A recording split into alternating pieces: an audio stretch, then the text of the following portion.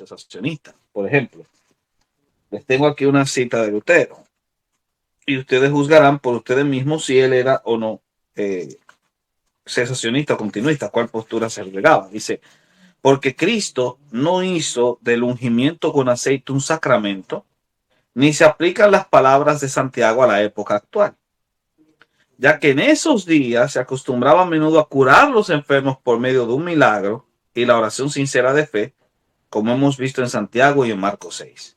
Esta cita de Lutero pareciera apuntar a que Lutero entendía que los milagros eran para esos días.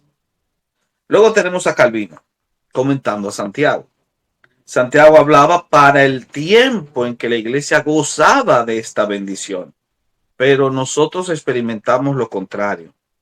Nuestro Señor ciertamente asiste en todo tiempo a los suyos y les socorre en sus enfermedades, ni más ni menos que en tiempos pasados cuando es menester. Pero no hace demostración a los ojos de todos de estas virtudes y de los demás milagros que obraba por manos de los apóstoles, y la razón es que este don era temporal y también porque en parte ha perecido por la ingratitud de los hombres. Estas son dos posiciones clásicas de la Reforma que muchos han interpretado como una apología del cesacionismo. Ahora, si nosotros leemos bien, vamos a darnos cuenta que no es así.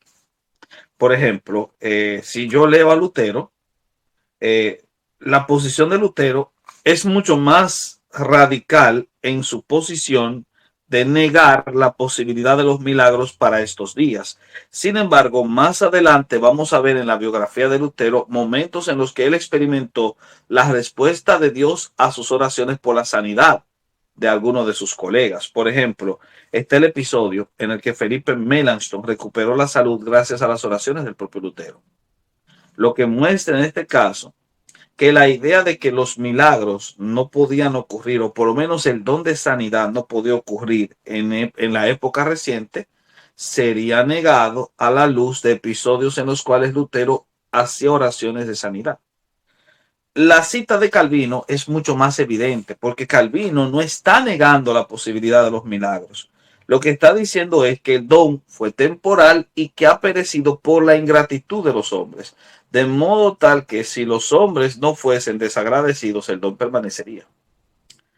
Distinto a lo que piensa el continuista, que el don se cerró a causa del canon.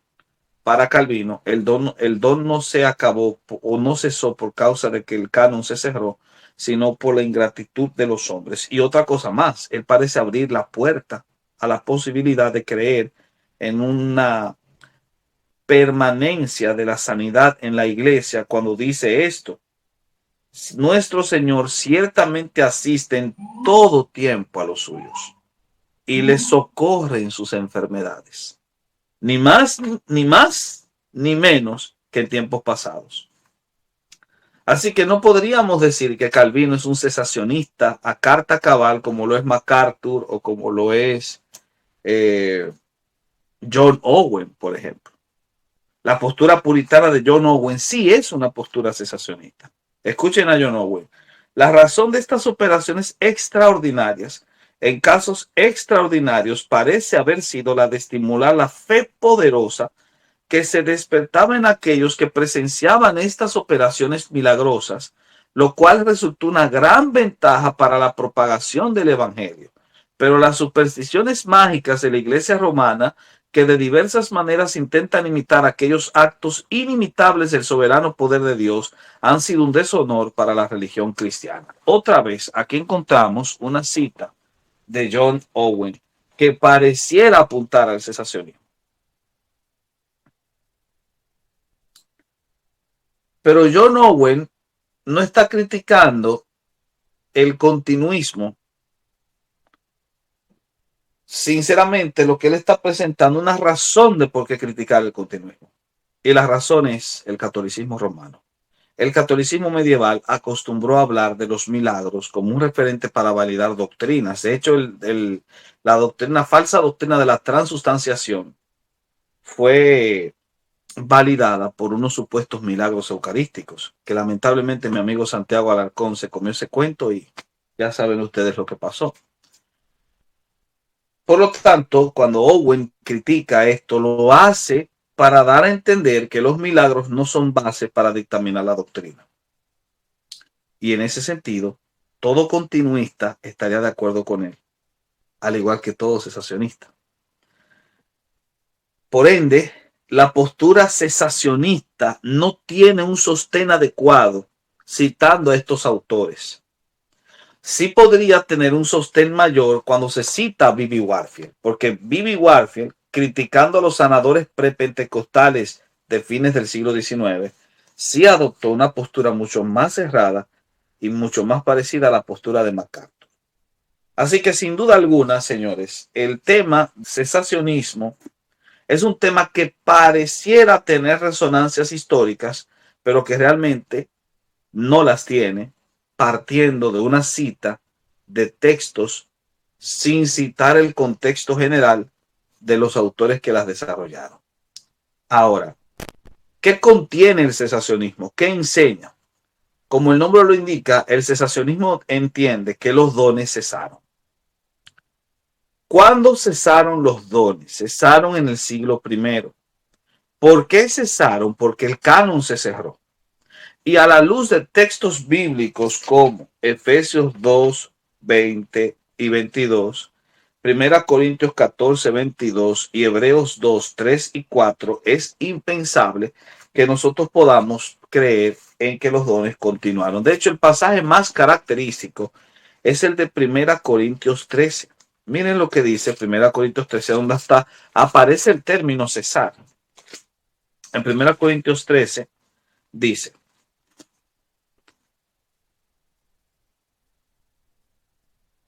a partir del versículo 8, el amor nunca deja de ser, pero las profecías se acabarán y cesarán las lenguas y la ciencia acabará. Los cesacionistas, basándose en este texto y en otros más, entienden que estos dones tenían una misión. La misión de estos dones era confirmar la escritura. Confirmada la escritura, es decir, cerrado el canon, ya no son necesarias estas señales y milagros, y se ha prometido que cesarán. Este cese, dice el cesacionista clásico, que es un cese que se debe a que vino lo perfecto. Y así es como lo entiende en el versículo 9 hasta el versículo 12, porque en parte conocemos y en parte profetizamos, mas cuando venga lo perfecto, entonces lo que es en parte se acabará. ¿Qué es lo perfecto? El canon. Cerrado el canon, lo que es en parte se acabará. Porque ellos entienden que el canon es lo perfecto.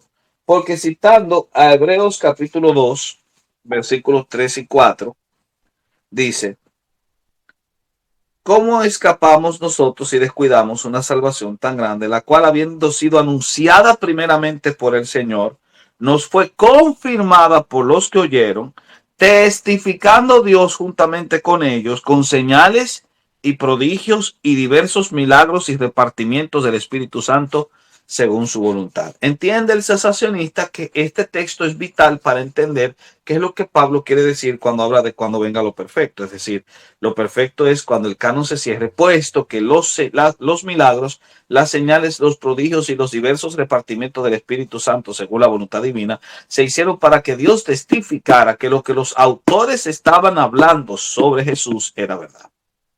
Así que estas señales eran para los incrédulos, puesto que los incrédulos necesitaban esas señales para creer. Pero cuando vino la compilación final del texto bíblico, cuando la escritura cerró el canon, ya no necesitábamos profetas que pululasen para darnos la voluntad de Dios, porque teníamos la palabra profética más segura aquí en la Biblia. Así que la postura clásica del cesacionismo, de una forma muy resumida, es: primero, hay una promesa de que los dones iban a cesar. Segundo, cesarían cuando viniese lo perfecto, es decir, el canon se cerrase. Tercero, cerrado el canon, ya no son necesarios los dones, porque los dones solamente trabajan en parte. Pero cuando vino lo perfecto, lo que es en parte acabó. Esas serían las tres posiciones principales o los tres postulados esenciales que el cesacionismo maneja. Los dones fueron necesarios hasta que se cerró el canon, ya no lo son y por ende no, no siguen funcionando. A, a partir de ese punto, entonces los cesacionistas miran a los continuistas y les presentan una serie de objeciones. ¿Cuáles son las objeciones que generalmente presenta un cesacionista a un continuista? Las objeciones son, primero, buena y necesaria consecuencia. Ellos entienden que es una buena y necesaria consecuencia que los dones cesen si el canon se cerró, porque ya nosotros tenemos la palabra profética más segura. Por ende, como tenemos la palabra profética más segura, es necesario que ya no busquemos por otro lugar a menos que queramos caer en el error. Puesto que si caemos en el error por escuchar a un milagrero y no a la palabra profética más segura, entonces eso es evidencia de que en el pensamiento continuista existe el peligro más fácil de dejarse manipular y engañar por estos sujetos. Así que me da una base más sólida el cesacionismo, puesto que me hace desconfiar de los milagros como tal y como parece estar anclada en una tradición histórica mucho más apegada a la herencia reformada, entonces por supuesto que muchos reformados se van a considerar ipso facto cesacionistas, de modo tal que es una buena y necesaria consecuencia de la reforma ser cesacionista. Si yo soy continuista y me hago llamar reformado, estoy cayendo en una contradicción. Esa sería la primera objeción que se presentaría. La segunda objeción es el fundamento. Solamente tenemos un fundamento. El fundamento es la palabra de Dios. ¿Por qué? Porque así es como nos lo dice Efesios capítulo 2, versículo 20 y 22, que dice que la iglesia está sustentada sobre el fundamento de los apóstoles y profetas. Los profetas son los autores del Antiguo Testamento. Nuestro ejercicio profético está en la Biblia. Por lo tanto, no necesitamos un ministerio profético pululante o itinerante como pasó en el primer siglo, porque ya tenemos la palabra profética más segura, que es el fundamento de nuestra fe. En ese caso, como la iglesia está sustentada sobre este fundamento, ya no necesitamos profecías y tampoco necesitamos milagros, puesto que el fundamento de la fe no son las señales y los prodigios, sino la palabra de Dios. Esa sería la segunda objeción. La tercera objeción es que el canon está cerrado. Y como ya vimos, canon cerrado, dones cesaron. La siguiente es que ante la acusación de los continuistas de que los cesacionistas están apagando el espíritu, el cesacionista responde diciendo es que el concepto de apagar el espíritu es un concepto muy oscuro y solo aparece en un pasaje bíblico. De un solo pasaje no puedo construir toda una doctrina. Y segundo, apagar el espíritu podría significar una multiplicidad de formas que no necesariamente tienen que ver con una afirmación con una negación a la afirmación de que los dones continúan. Y la siguiente es que los milagros no son parte de la historia de la salvación. Esa es otra objeción. Los continuistas entienden que sí, que los milagros forman parte de la historia de la salvación. Pero los cesacionistas entienden que no. De hecho, cuando nosotros analizamos el Antiguo Testamento, vamos a ver que siempre hay picos. Es decir, en la época de Moisés, Dios hizo enormes milagros. Pero cuando vamos al libro de los jueces, como que ya no hay. Y luego hay como un despertar de todos los milagros con los profetas Elías y Eliseo. Pero después como que ya no hay. Hasta que viene el Nuevo Testamento. Milagros. Pero luego, la experiencia posterior de la iglesia demuestra que ya no los hay. Entonces estaríamos en un pico. Por lo tanto, es evidente que la historia de la revelación nos muestra la posibilidad de que haya periodos de la iglesia en la que, o periodos de la historia de la salvación en la que los milagros no tengan una función relevante en la economía de salvación. Además, dice el cesacionista, creer eso es suponer que los milagros son parte de la salvación. Y eso es un problema. ¿Por qué? Porque el creyente más sincero y salvo se enferma. Y como el creyente más sincero y salvo se enferma, si yo asumo una postura como la que el cesacionista sostiene, entonces tendría que caer en el mismo discurso de los amigos de Job. Creer que un hermano enfermo está enfermo porque ha pecado, que fue un error que muchos continuistas manejaron durante mucho tiempo. Que la enfermedad como resultado del pecado evidencia que el hermano enfermo es un pecador, que tiene un pecado oculto que no ha confesado y por lo tanto está enfermo. Eso obviamente es una aberración, porque sin duda alguna suponer algo así es negar que la eficacia de la redención se encuentra en la cruz y la evidencia está en el corazón transformado. Aunque el cuerpo se vaya desgastando, el hombre interno se va renovando. Esa sería una forma de cómo ellos criticarían al cesacionismo. Y otra más que me parece también muy contundente en esa apreciación de la crítica del cesacionismo al continuismo en ese sentido, es que la salud tiene una definición. ¿Cuál es la definición de salud? Bueno, hay dos definiciones de salud. La primera definición de salud la dieron en la década de los 50, o la dio en la década de los 50 una teórica llamada Peplot. Y Peplot entendía, al igual que Henderson, eran Henderson y Peplot, eran dos, pero Virginia Henderson entendía que la sanidad o la salud no es más que el estado de necesidades satisfechas. Esa es la salud. Si yo asumo el concepto básico de salud, diría entonces que cuando fui salvo, todas mis necesidades fueron satisfechas. Y ciertamente toda necesidad espiritual ha sido satisfecha, pero la definición de salud implica las dimensiones físicas y emocionales, porque la visión de salud es holística. Y al ser holística no solamente implica un segmento del ser humano, sino todo. ¿Y qué pasa? Que no todas las necesidades del creyente han sido satisfechas. En el ámbito de la salud, en el ámbito físico, no han sido todas satisfechas, puesto que nuestro cuerpo tiene necesidades. Luchamos con vestigios de la depravación en nuestra vida, que es lo que llamamos pecado remanente. El cristiano se puede deprimir. El cristiano sincero y genuino puede enfrentar problemas de angustia, de estrés. Si fuese cierta la afirmación del continuismo y la sanidad divina sería una consecuencia lógica de la salvación, entonces el cristiano depresivo es menos salvo que el cristiano que no está depresivo. El cristiano que está bajo estrés es menos salvo que el que no lo está. El cristiano enfermo de cáncer es menos salvo que el que no tiene ese problema. De modo tal que el continuismo tiene un problema en su raíz, entiende el cesacionista, porque al suponerle carga soteriológica a la sanidad, está reduciendo el valor de la salud, de la salvación.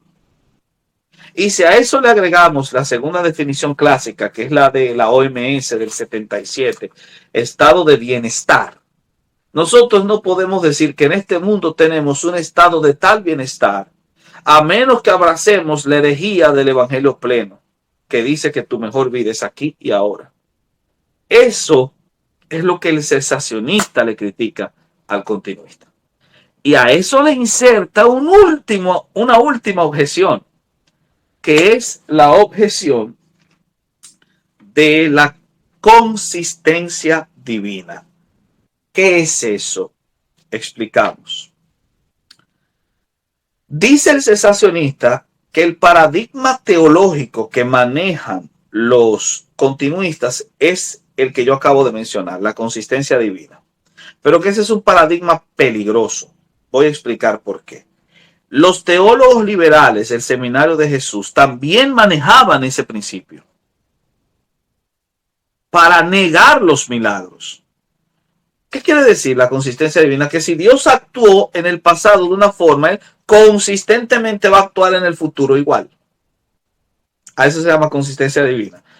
Los teólogos liberales del Seminario de Jesús dijeron, como Dios no hace milagros hoy, entonces es consistente que nunca los hizo ayer, que nunca los hizo en el pasado. Consistencia divina aplicada en negativo. Los cesacionistas dicen que eso mismo hacen los continuistas, pero en un sentido positivo, no mirando hacia el pasado, sino al futuro. Porque ellos dicen, si Dios hizo milagros en el pasado, consistentemente los hará en el futuro. Entonces es la misma herejía, pero en una dirección diferente. Esa sería la crítica más fina que le hace el continuista, el cesacionista al continuista. Por ende, ¿qué propone el cesacionista? Propone que en vez de ver a Dios a través de un paradigma de consistencia divina, lo veamos a través de un paradigma de prerrogativa divina. ¿Cómo así? Que Dios tiene la prerrogativa de sanar o no. Que Dios es soberano. Si Él quiere desarrollar una era de milagros, lo hace. Pero si Él no quiere, Él no está atado a reglas que lo hagan consistente con. Él actúa como desea. Y esas serían más o menos las objeciones que el cesacionismo le presenta al continuismo.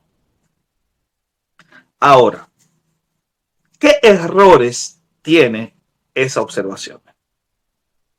Sin duda alguna que nosotros podríamos analizarla de una forma tal, puesto que sinceramente hay dos elementos básicos que encontramos como error en el presupuesto cesacionista.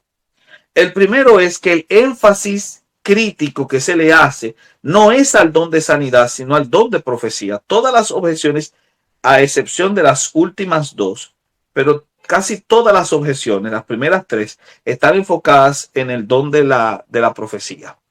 Observen, es una buena y necesaria consecuencia que si el canon se cerró, entonces ya no necesitamos una palabra profética más que la que está en la Biblia. Bueno, ahí no hay una crítica al don de sanidad, sino al don de profecía.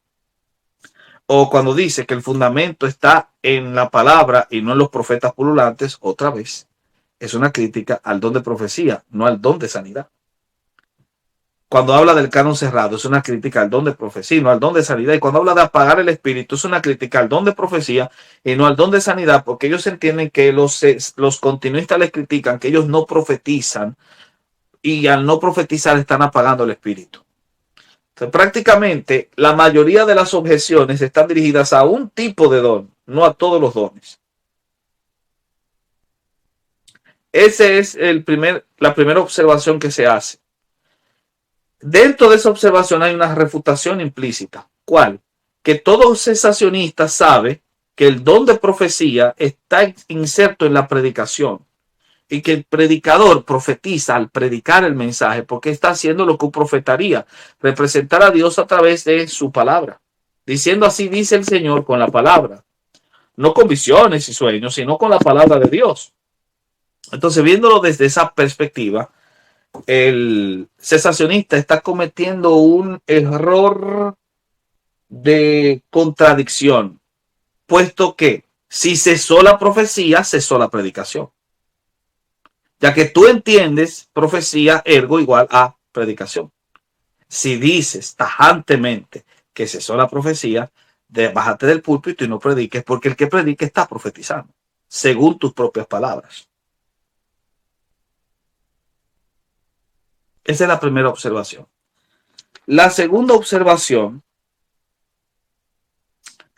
es que dentro de la primera, en vez de hablar de que cesó la profecía, deberíamos tal vez pensar que la profecía mutó. Eso sería una idea, pero eso es otra cosa. La segunda observación que observamos nosotros es que ciertamente cuando dices que hay picos en la redención, la historia de la redención en torno a los milagros, eso podría servir en contra tuya como argumento Porque se podría decir que ¿quién impide que no haya un pico de milagros hoy en día? Así como la objeción de que hay picos presenta que hay bajadas y ascensos, ¿quién impide que no haya un ascenso hoy en día? Y la objeción de la consistencia divina, que parecía ser la más sólida, juega en su contra. ¿Por qué? Porque así como Dios tiene la prerrogativa de no hacer milagros, también tiene la prerrogativa de hacerlos. Parece que tú estás contradiciéndote a ti mismo y disparando al pie de tu argumento, porque tú, que dices que los continuistas han encajonado a Dios a un principio de consistencia, tú lo estás encajonando a un principio de prerrogativa en negativo. Porque ¿quién eres tú para impedir que Dios haga milagros?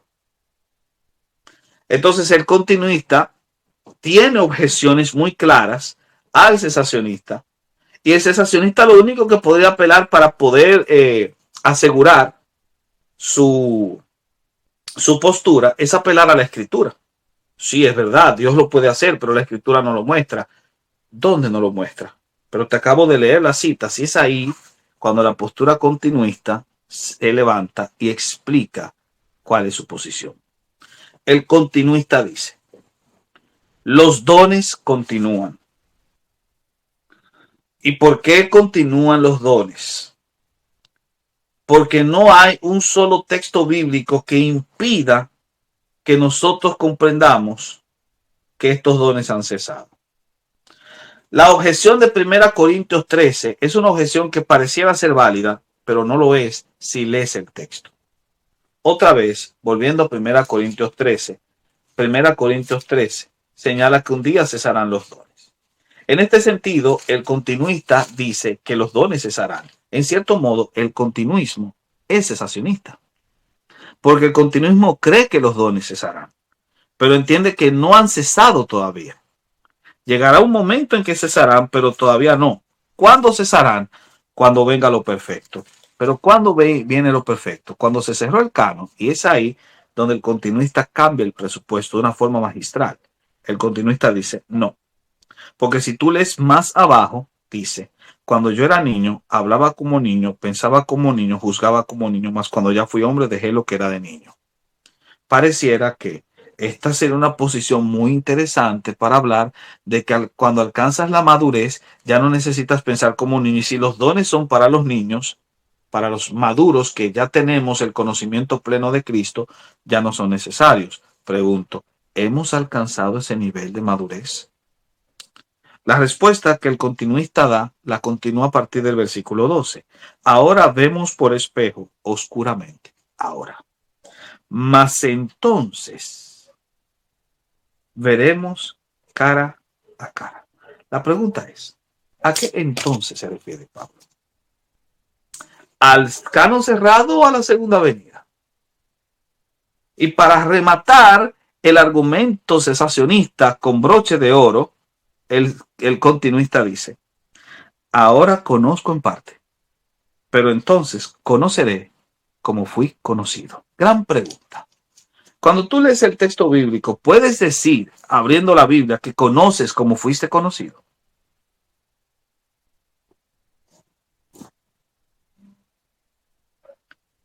Más aún, él apela a Efesios y sin embargo el continuista utiliza el mismo libro de Efesios para demostrar que lo perfecto es la venida de Cristo. En Efesios 4 dice, y esto es importante, porque los dones nada más no son los dones carismáticos, están los dones ministeriales.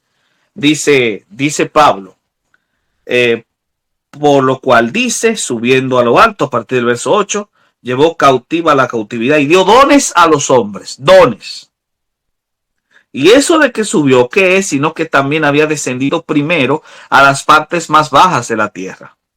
El que descendió es el mismo que también subió por encima de todos los cielos para llenarlo todo, la ascensión. Y él mismo dio dones a los hombres cuando subió.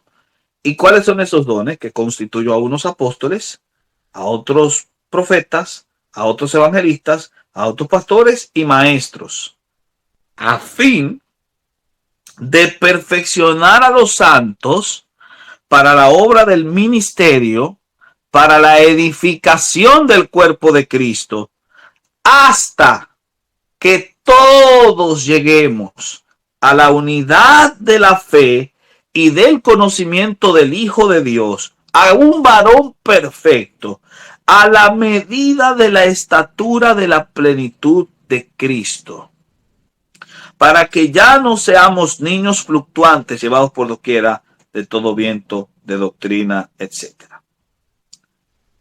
El apóstol Pablo está dando una interesante apreciación y está diciendo que él dio dones a los hombres y que estos dones incluyen oficios ministeriales, entre los cuales está el pastor y el maestro, el evangelista, el apóstol y el profeta, que entendiendo en el contexto es un apóstol funcional, no posicional, un funcional como lo hace el misionero.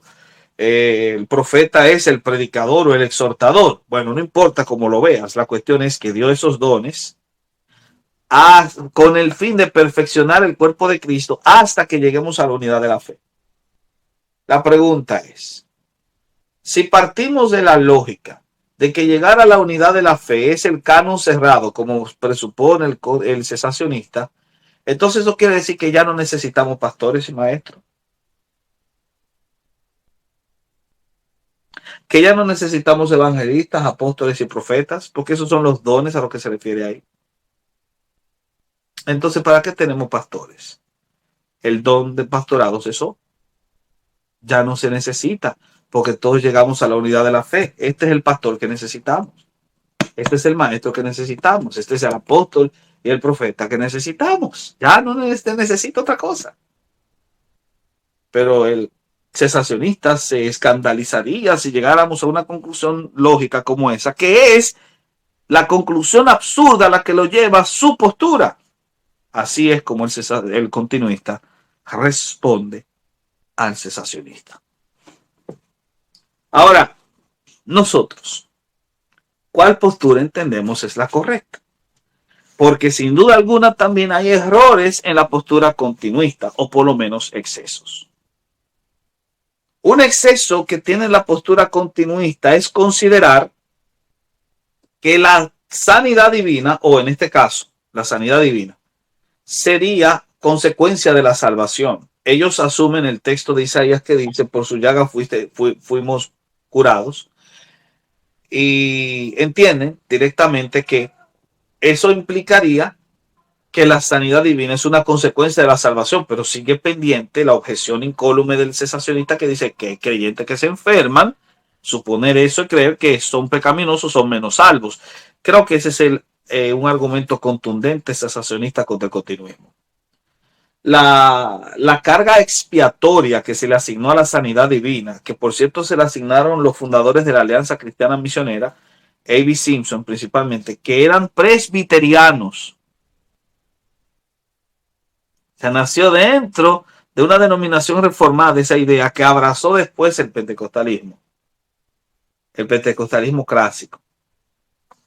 Pero sin duda alguna, el concepto expiatorio de la sanidad es a las luces totalmente una defecio. Lo segundo, o el segundo error, es justamente el de los excesos.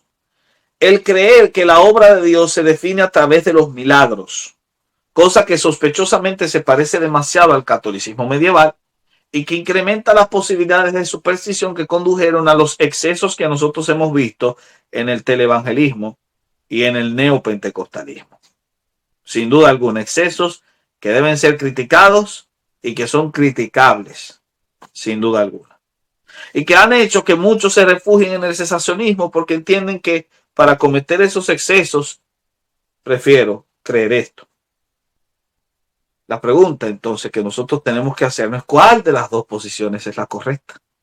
Porque obviamente tienen sólidas formas para definirse. Creo yo que la postura correcta es la moderada. Nosotros, bíblicamente hablando, no podemos ser cesacionistas hasta que Cristo vuelva. ¿Por qué?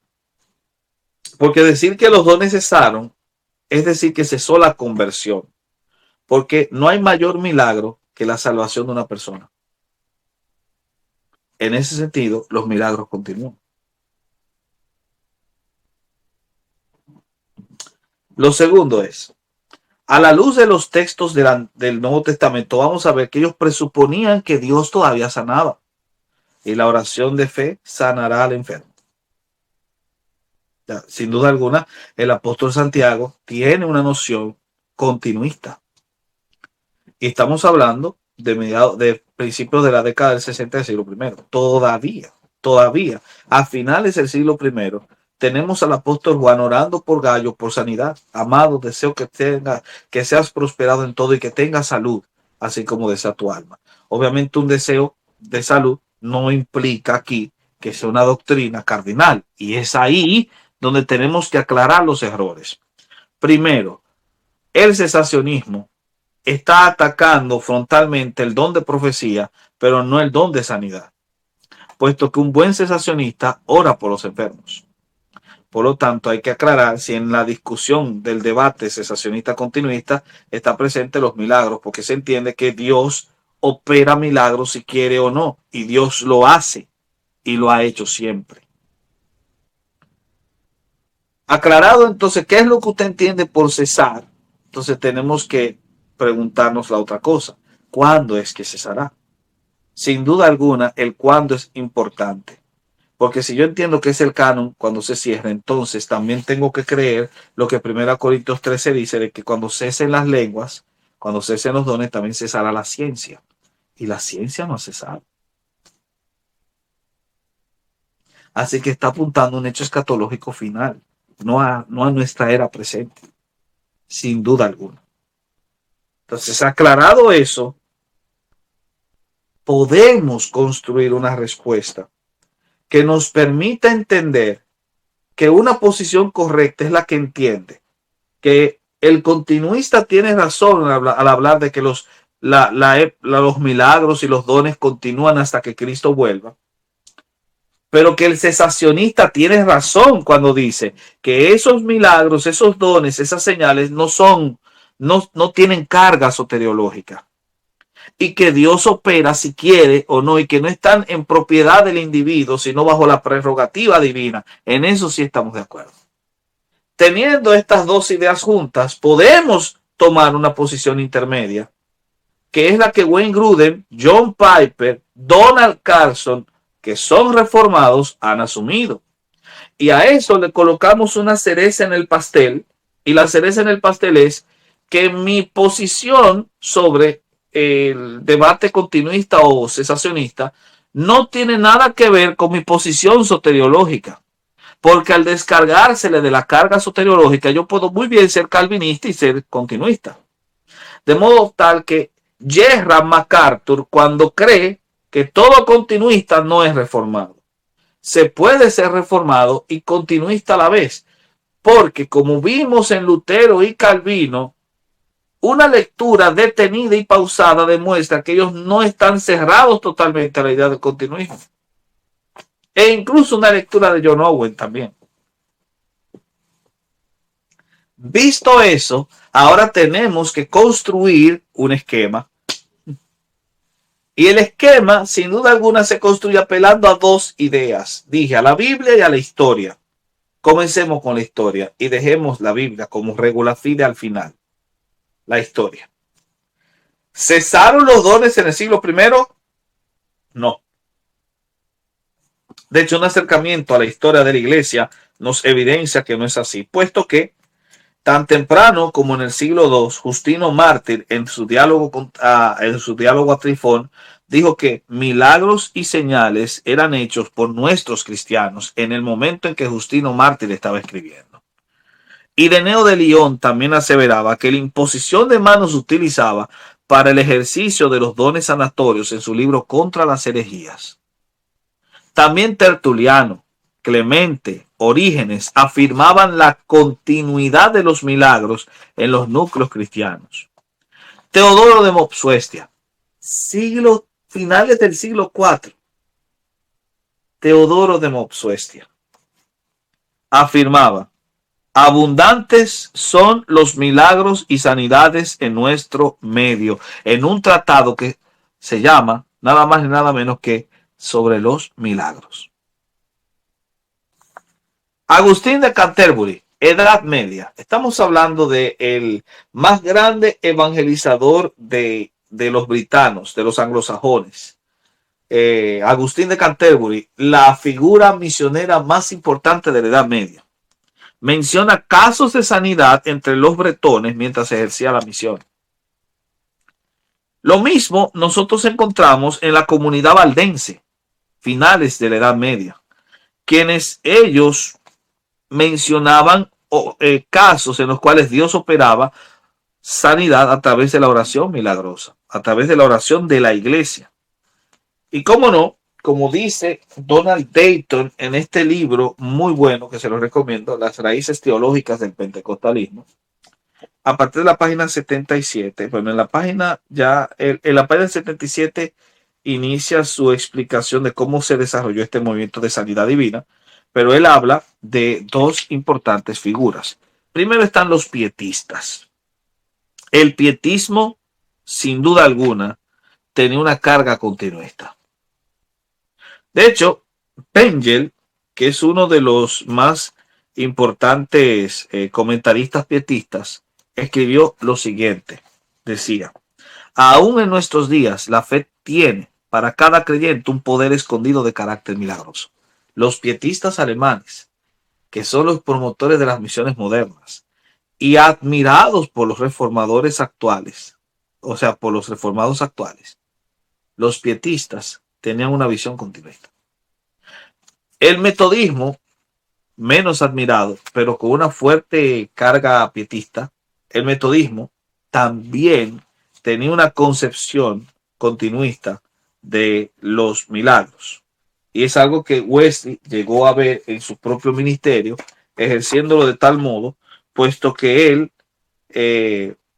fue respaldado en sus actividades con señales y con milagros.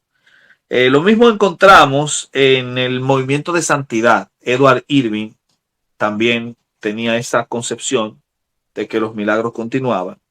Y Charles Finney, obviamente, independientemente de si estamos de acuerdo o no con parte de sus presupuestos, sin duda alguna también hablaba de que los milagros continuaban. De modo que el movimiento de sanidad es un movimiento que tuvo una continuidad desde el análisis de la patrística. Nosotros podemos estar de acuerdo o no, pero no podemos decir que hubo una postura cesacionista que se mantuvo incólume hasta que vinieron los pentecostales. Jamás. Jamás. Ahora, ciertamente es verdad que porque en el siglo I se haya ejercido algo, no quiere decir que sea verdadero, a menos que lo comprobemos con la Biblia. Porque ciertamente muchos creyentes del siglo I manejaban doctrinas que son heréticas. Los judaizantes son del siglo I y son heréticos. Los antinomianos son del siglo I y son heréticos. Hay un prenosticismo que critica a Pablo en Colosenses y que Juan ataca en Primera de Juan. Y es herético, sin duda alguna. La crítica que Pablo le hace a Himeneo y Fileto, que negaban la resurrección corporal de Cristo, algo que se repitió en la teología liberal moderna, es del siglo I. Y es posible que incluso el culto mariano sea de los primeros siglos, o sea, más o menos de mediados del siglo III, antes del proceso de constantinización eclesial.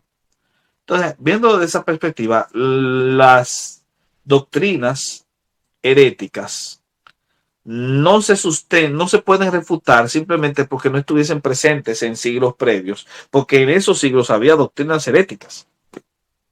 Por lo tanto, el hecho de que haya habido sanidades en el siglo I o, bueno, después de ser cercano, no es un argumento sólido para decir que es correcto. ¿Entienden lo que digo? No es. Lo único que sí puede servir es para desmontar la idea de que no había una experiencia de sanidad continua en la iglesia hasta que vinieron los pentecostales con milagros fraudulentos. O sea, eso es para lo único que sirve. Entonces, ¿cómo sabemos que el continuismo se sostiene si lo analizamos bíblicamente? Creo que hemos hecho el ejercicio, puesto que muchos de los textos que se utilizaban para negar el continuismo han sido desmontados por el continuista inteligente. Por supuesto que han sido desmontados. Pero es que el continuismo también tiene presupuestos bíblicos sobre los cuales se sostiene. Los primeros presupuestos, los presupuestos o las proposiciones que sustentan esta continuidad son, primero, la enfermedad es producto del pecado. Sin duda alguna, Romanos 5:12 lo evidencia. Claro que no solamente es producto del pecado, es una maldición. Deuteronomio 28:15 lo presenta de ese modo. Otra cosa es que según Hechos 10:38, el diablo es quien enferma. Y Cristo nos libró de la maldición, Gálatas 3:14. Por lo tanto, se presupone que nos libró de los efectos de esa maldición, incluyendo la enfermedad.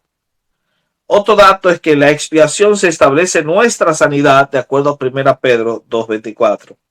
Que la fe actúe en la sanidad, como dice Mateo 9:29. Que la sanidad divina es parte del mensaje evangélico, porque Lucas 4:18 les mandó a predicar y a sanar enfermos. Que Dios quiere sanar a todos los enfermos, de acuerdo a Hechos 5:12.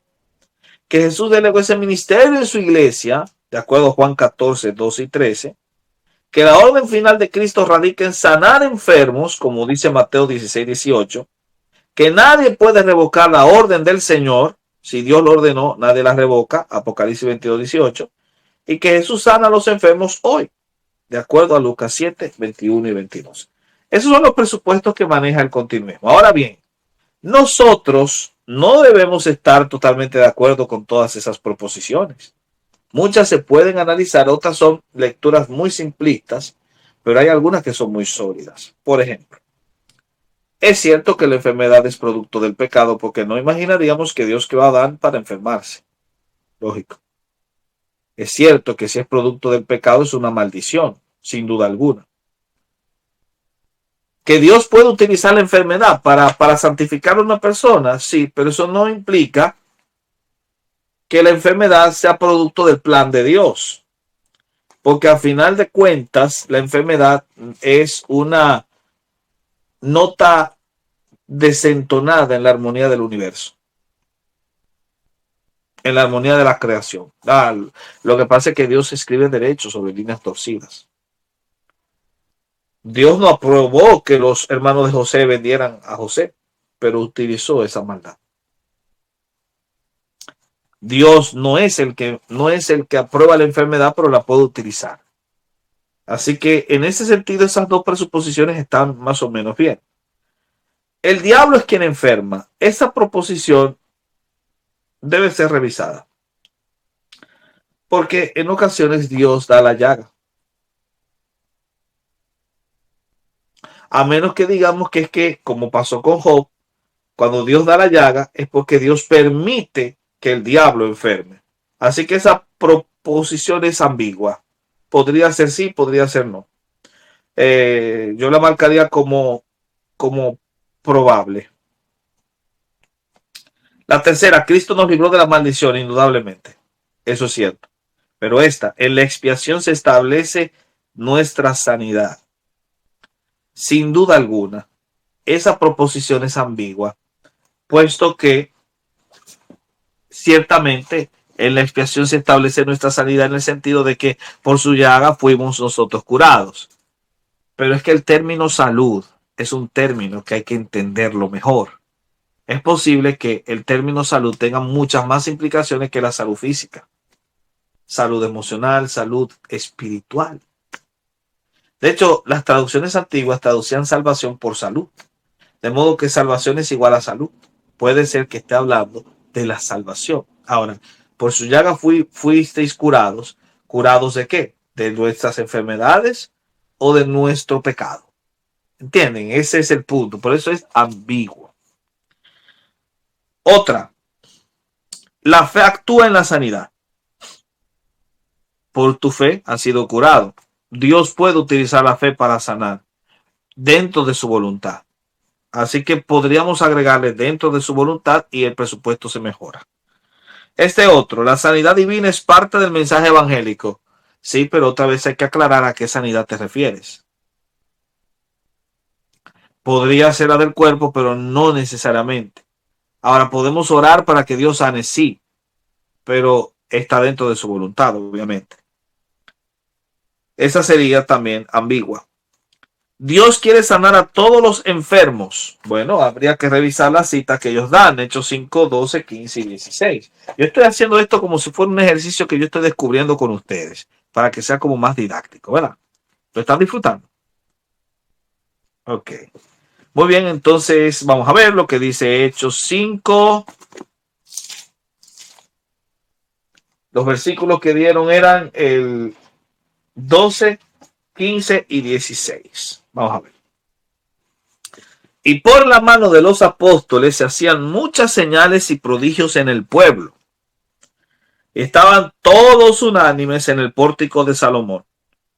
De los demás, ninguno se atrevía a juntarse con ellos, mas el pueblo los alababa grandemente. Y los que creían en el Señor aumentaban más, gran número, así de hombres como de mujeres. Otro texto que mantuvieron ahí, vamos a ver, 16. Vamos a ver qué dice. Y aún de las ciudades vecinas, muchos venían a Jerusalén trayendo enfermos y atormentados de espíritus inmundos, y todos eran sanados.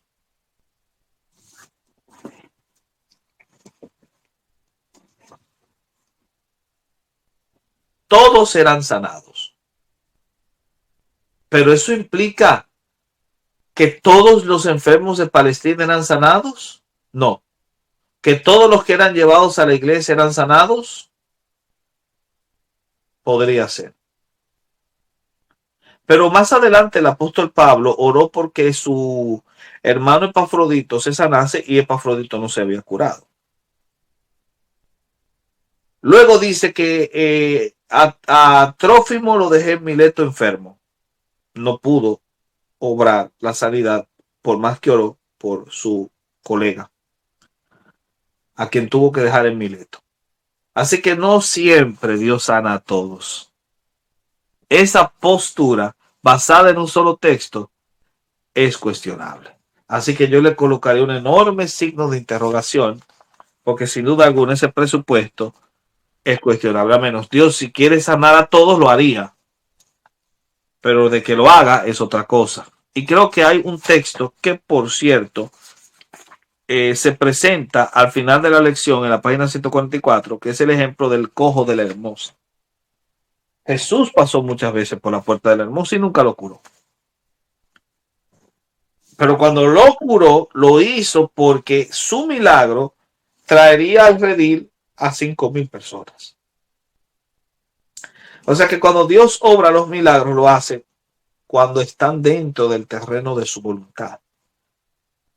Si Él quiere sanarlo a todos, lo haría. Pero la pregunta es si lo quiere hacer. Así que yo le colocaré un enorme signo de interrogación. Jesús delegó ese ministerio a su iglesia, ¿es cierto? Claro que sí, totalmente. La iglesia puede orar por los enfermos y de hecho lo ha hecho. La orden final de Cristo radica en sanar enfermos. Ese texto de Mateo 16, 18 pertenece a una perícopa y a todo un contexto de pasajes que no se encuentra en los manuscritos más antiguos. Por lo tanto, no sería confiable construir una doctrina en torno a un pasaje cuestionado. Pero aún así, la orden que sí vemos en los demás textos es que se predique el Evangelio. Predicar el Evangelio para traer salud al corazón del ser humano es la orden final de Cristo. La sanidad es como una especie de eje transversal, no es el eje central. Dice que nadie puede revocar la orden del Señor, estamos de acuerdo, pero claro, hay que ver si esa orden final radicada en sanar enfermos. Porque yo puedo utilizar esa propuesta para decir nadie puede revocar la orden del Señor de predicar el Evangelio, eso sí. Y por último, ¿Jesús sana a los enfermos en la actualidad? Creo que sí, que Dios lo ha hecho. Nosotros siempre estamos confiados en eso. Por eso cuando se nos enferma un hermano, oramos para que Dios haga su voluntad y lo cure. Y si Dios lo cura, lo testificamos para que los demás tengan confianza en que nuestro Dios lo puede todo. Porque si Él resolvió la paradoja de la omnipotencia en los dos sentidos y se sentó en la piedra para demostrar que resolvió el problema y se quedaba tranquilo, ¿cuánto más para curar un cáncer o para curar un SIDA? Dios es todopoderoso y puede hacerlo. Nosotros estamos confiados en eso, pero siempre bajo el terreno de su voluntad. Y en ese sentido, el continuista moderado se distingue del continuista, porque el continuista moderado inserta algo que el continuista no colocó: la voluntad soberana de Dios. En eso se parece al cesacionista, pero sin volverse cesacionista. En eso se distingue del continuista sin abandonar la fe y la confianza en el poder milagroso del Señor.